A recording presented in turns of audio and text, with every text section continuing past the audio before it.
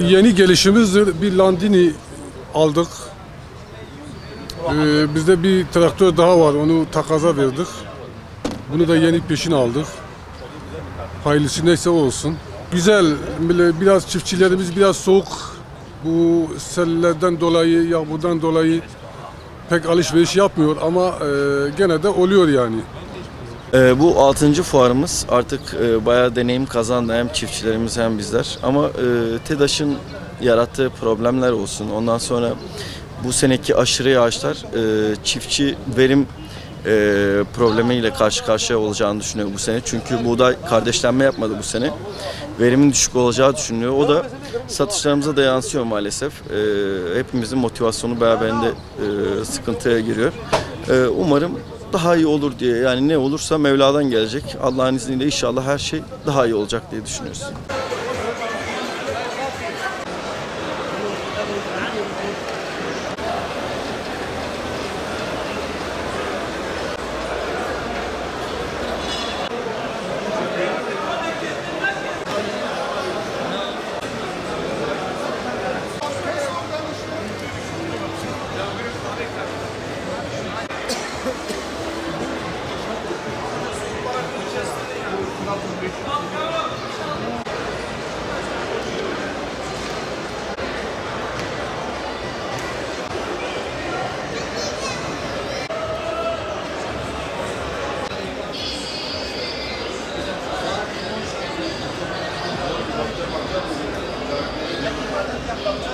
Bağ şehvetimizden de tadın.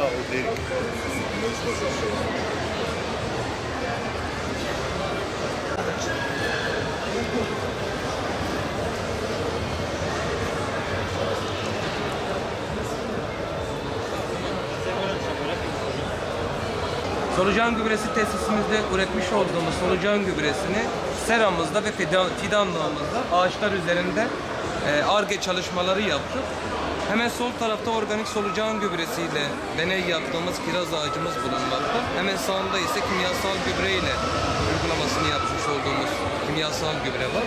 Solucan gübresinin ve kimyasal gübre arasındaki farkı sizlerle paylaşmak istedim.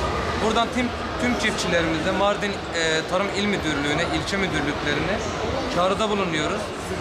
Çiftçilerimize organik tarım politikalarını aşılamalarını istiyoruz.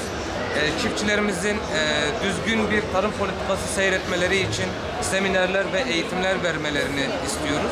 Tarım arazilerimiz %3, %5'lik bir verim oranına sahip olması gerekirken şu anda %1'lerin hemen altında. Kısacası topraklarımız maalesef yaşamını yitirmiş, topraklarımız gübresiz verim vermemektedir.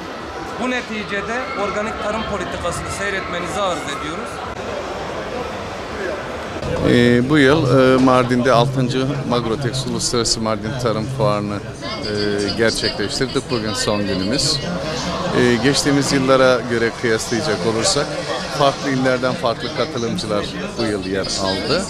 Geçtiğimiz yıllarda yine fuara katılmayan farklı firmalar yer aldı. Fakat bunun yanında tabii ziyaretçi açısından yeterli beklediğimiz yoğunluk tam olmadı diyebiliriz ama bugün ciddi bir hareketlilik gözüküyor.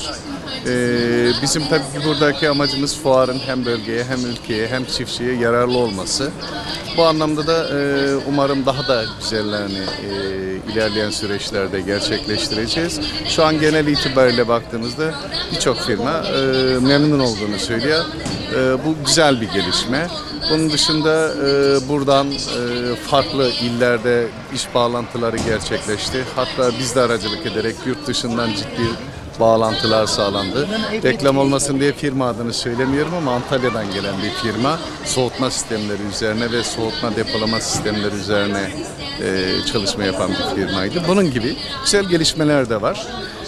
Şu an ülkemizin içinde bulunduğu şartlar gereği fuarı iyi olarak değerlendirebiliriz.